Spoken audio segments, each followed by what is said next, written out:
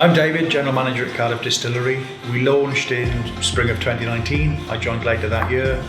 Initially it was a small part of a hotel, bar and restaurant. During COVID we moved away from that side and just became a distillery, and in June last year we moved to our current premises. So we've grown from a very small team to there's about 9-10 of us at the moment.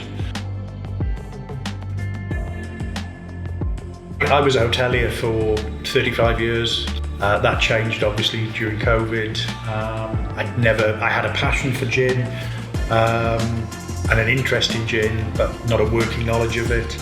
With Lantra's help, I then went off and did a training course with the brew school and came back with a qualification in distilling and a much broader and wider understanding of how it works and how not to do things and how to do things properly.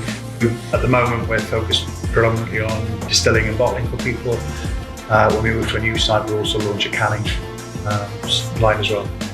To be nominated was it's a great honour, it's also a big surprise, not something we'd expected, and it's great for us because it's nice to be recognised for what we're doing is the right thing really.